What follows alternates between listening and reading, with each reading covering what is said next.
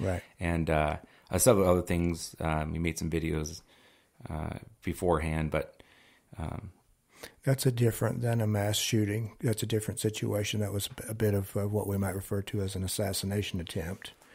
And people who there's a driven agenda trying to get one target like that.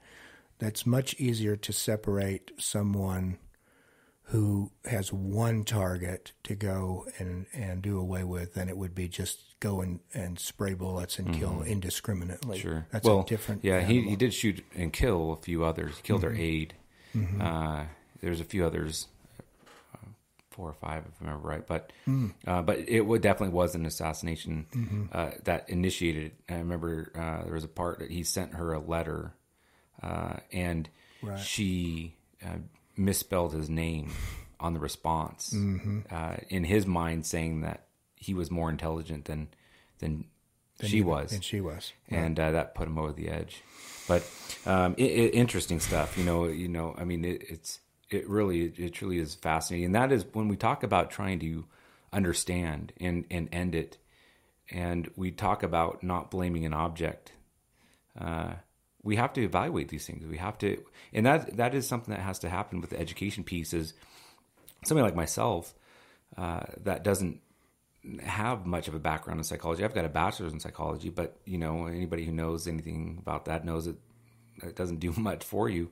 I can tell you about Pavlov's dog and Freud, right. but that's where it ends. I think it's mental illness. And I think I probably represent the masses who are uneducated on some of these things, which is the importance of having an open dialogue, not getting fixated on any one thing in particular, but recognizing this is a human problem. This is an issue of the person, not the gun, not the bomb, not the knife, not the vehicle. Right. Yeah. You can pass all the laws you want about restricting guns. And then we see, wasn't it during the Beijing Olympics that a Chinese national attacked dozens and dozens of people with a knife, and I don't remember how many he killed. If I'm remembering the correct one, I want to say there was 33 killed. Okay. Over 100 others injured. There you go. If I'm remembering the same one. Right. So, and then Israeli forces are coming under attack by Palestinians who are wielding knives and other terrorists. I won't single out the Palestinian group, but there are a lot, Hezbollah, those groups over there who will just walk right up to them and kill them with it. So now we move to outlawing knives. Right. So our forks next. More laws about these inanimate objects doesn't seem to me to be the right pathway to go down. And you're absolutely right. There's a huge gap. What's happened in mental health is a professional like myself who could recognize through a pretty quick assessment tendencies to harm oneself or others, used to be able to commit that individual to a mental hospital for observation for quite a long period of time. And the reason for that is because you can fake it till you make it for a while. You can, smart, intelligent, the Jeffrey Dahmers of the world, they are very smart, they're very calculating, they're very manipulative, and they can manipulate tests, they can manipulate observations to make it appear that they are okay.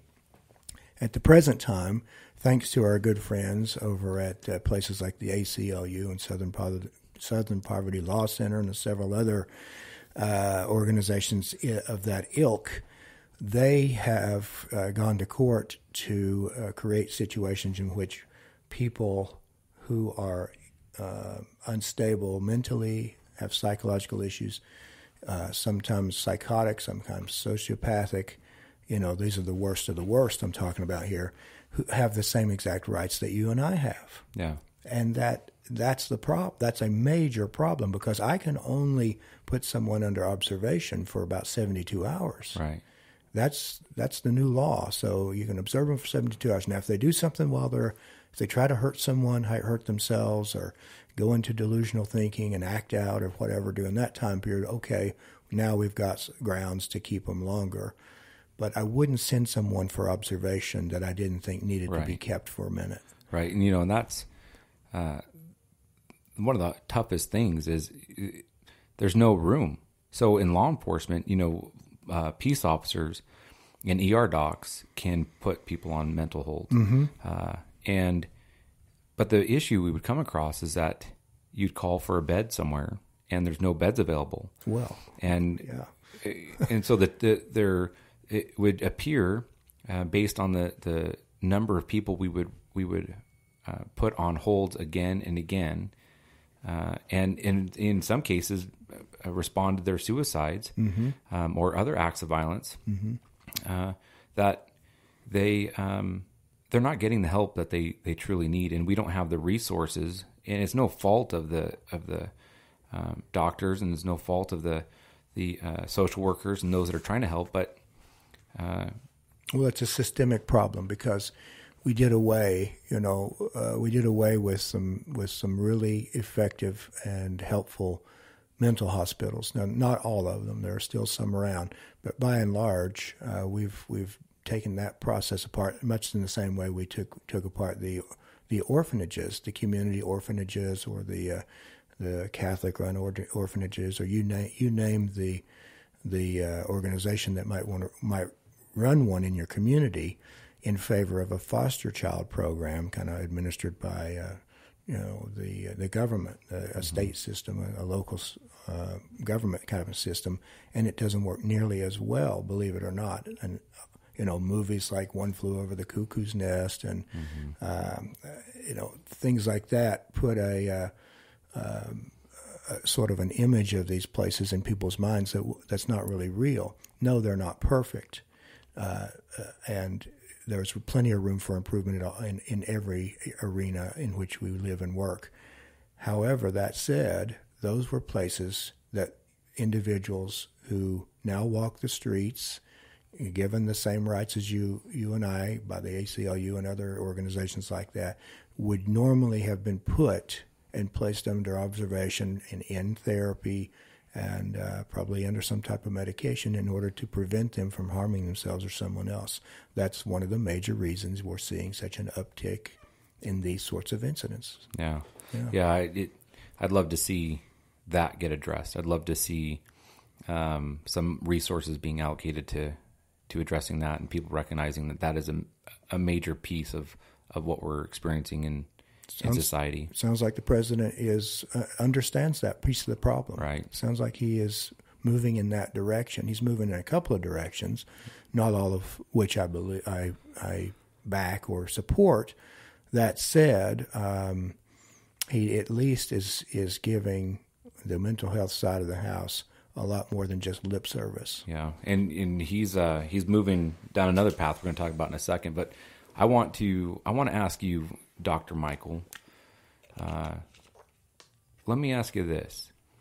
There are people marching all around the country, mm-hmm. Tens of thousands, if not more, even outside the country, which is interesting because what do people outside the country, what do they care what's happening in here? I mean, obviously a life is a life, but there's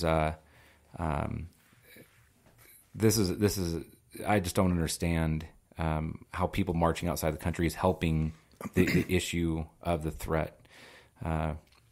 But we have people marching. They're marching against a gun. They're marching against the NRA, and they would think, Dr. Michael, that you and I, gun-toting self-defenders, mm-hmm. people who never want to take a life, represent the vast, vast majority of America, of people who have guns for self-defense, where we have them just in case that one bad thing might come across our plate, right? And we don't look for a gunfight. We pray we can go our entire lives without ever having to use that gun. But we recognize evil exists. We're not exempt from it. Yeah. No place is exempt from it. Mm-hmm. And so we layer our self-defense plan with a force multiplier. There are plenty of people around this country who would think that you and I are mentally unsound, that we are crazy. Yeah. Help me understand from a psychological background why we're not crazy. Speak for yourself. Well, here's what I would say to that, Matt. Is that we have taken great care, you and I, and those like us here at FMT. We've taken great care to take the steps necessary to know how to operate and care for and use something of great destructive power, like a handgun or a rifle of any kind. The basic safety courses that people just gloss over these days, or not even take any of that. This is a dangerous in the wrong kind of hands that are untrained, unprepared in how to use the thing. So you and I and those like us have taken steps in a direction toward sanity, because we want to know every nuance of every kind of weapon we ever want to pick up and shoot with. We want to know how it feels in our hands. We want to know how it responds when we pull the trigger. We want to know how much pressure that is. We want to know how much recoil or kick it's going to give us. We want to know how much noise it's going to make, what kind of noise it's going to make. So we go to the gun range, and the last thing either one of us or anyone in their right mind would ever want to do is use this weapon in a way to defend themselves and not be properly trained, and those bullets fly in directions in which they are unintending for them to fly, and strike people or objects that we never intended for them to strike. Yeah. A last resort is to use a weapon like that, because what's going to happen is you're going to end up splashed all over the evening news, for one thing. Mm-hmm. Your life will never be yours again. You'll probably utilize what you've amassed in the way of personal fortune to defend yourself in court no matter what. Someone's going to come after you in our litigious society. Ask George Zimmerman how that feels. Right, $2.5 million in debt. Indeed. Yeah. And he can't walk down the street without someone pointing a finger at him and calling him a child murderer. Or shooting into his vehicle. Or worse. Yeah. So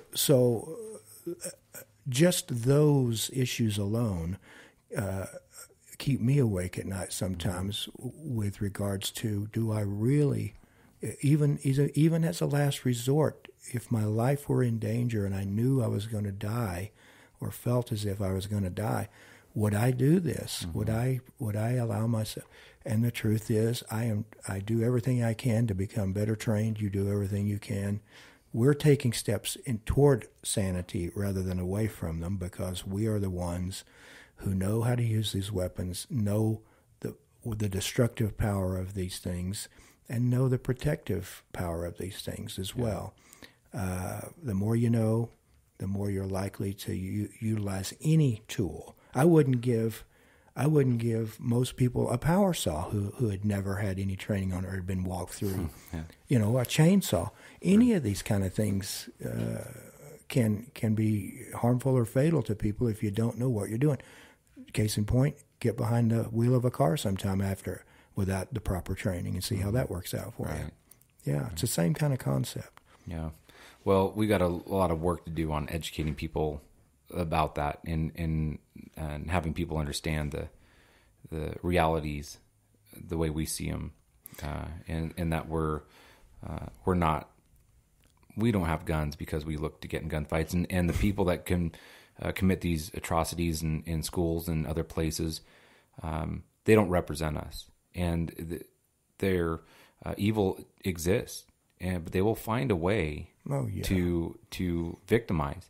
But they don't represent us, and these marches that are happening, demanding that that guns be addressed and that more laws be put in place, and that we it's just mind-boggling to me that what people want is for more time and attention being put on an object, and that they see the object and they see people like you and I as a problem, and they don't see it that the perpetrator doesn't represent the masses. I can't wrap my mind around